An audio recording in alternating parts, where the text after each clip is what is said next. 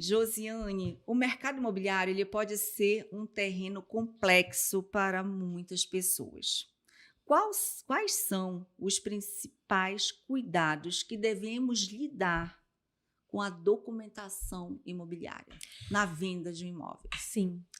Tanto na venda quanto na locação, né? Eu falo que documento é fonte de informação e prova. Sempre falei isso. E é uma frase que, inclusive, quando eu palestrei no Conecta Imob, se não me engano, no ano de 2018, eu já me perco com tantos eventos e palestras, mas essa frase ela foi retirada do contexto da minha palestra como uma das frases de destaque. Eu achei até estranho na época, porque para mim era algo comum. Pensar que documentação é fonte de informação. E aí a gente percebe que realmente as pessoas não pensam assim. As pessoas, ainda mais no mercado e num mundo como o nosso, altamente tecnológico, em que a gente não tem mais distância, né? O mundo está na palma das nossas mãos, nos nossos celulares. Fazemos negócio às vezes às pressas, sem pensar, sem digerir os negócios, sem conversar apropriadamente com as partes, entendê-las, né? Entender a sua vontade. E aí se passa muito despercebido pelos documentos e só se pede documentos quando está no momento, por exemplo, de lavrar uma escritura em que o tabelião te exige um documento que a lei te exige. Mas, na verdade, desde as negociações preliminares, vejam bem, desde as negociações é preciso que, na captação do imóvel já, se preocupe com a documentação. Por quê? Por vezes, há problemas que podem ser desbravados, que podem ser resolvidos, que podem ser negociados. Às vezes, uma verbação de uma casa. Você está vendendo uma casa e na matrícula daquele imóvel consta apenas o terreno.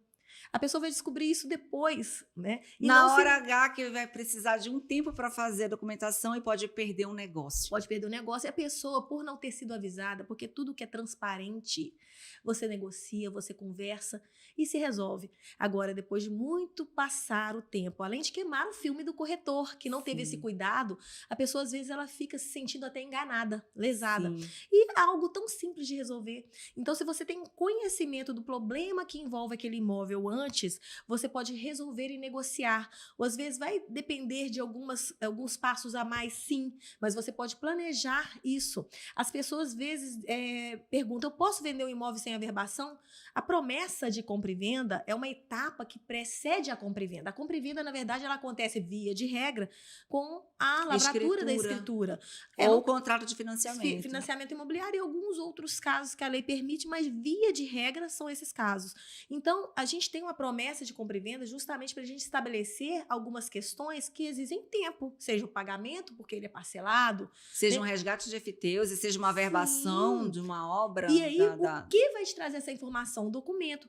O cliente pode te trazer? Pode, mas infelizmente, num mundo que muitas das vezes a gente não negocia com pessoas que a gente sequer conhece, ou pouco conhece, ou ainda que acreditemos conhecer, ela também é uma pessoa leiga às vezes. E ela, tá tudo certo. Já vi pessoas falando assim, esse imóvel é meu, você vai ver, não é nem da pessoa não imóvel. É nem da pessoa que está vendendo ainda.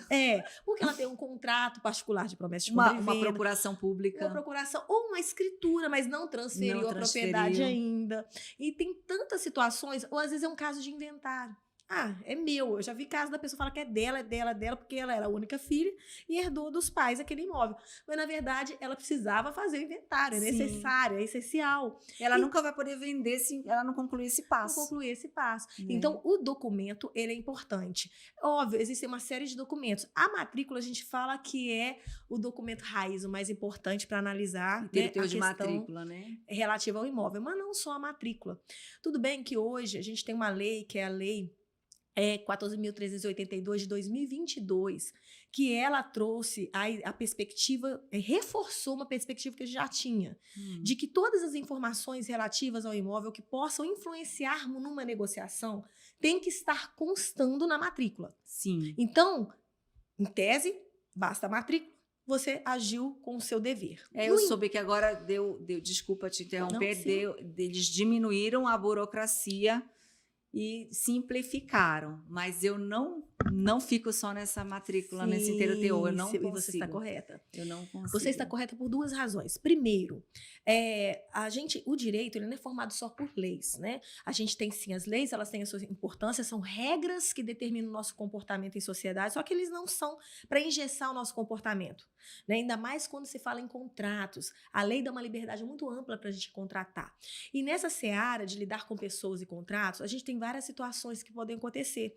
Porque esse cenário ideal de desburocratização e que tudo conste na matrícula é aquele cenário em que todos estão de boa fé, Sim. né? Então, é melhor a gente demonstrar, apesar de que a gente pode constar que, não, quem está de boa fé não precisa provar sua boa fé.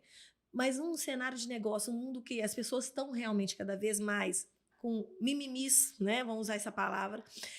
A gente precisa ter esses cuidados para não ter dor de cabeça depois. É tão simples hoje pedir uma certidão para saber se tem algum processo que reduz aquela pessoa à insolvência. Tudo bem, quando chega no pior fase de um processo, por exemplo, que pode alcançar o imóvel, aí sim, vai para a matrícula, uma penhora, se tiver uma disponibilidade, que é a pior fase. Mas você tem um processo que pode reduzir aquela pessoa à insolvência. As pessoas estão discutindo uma dívida alta, a pessoa não tem patrimônio. Dívida trabalhista, que é complicada. Dívida trabalhista é um risco alto, né?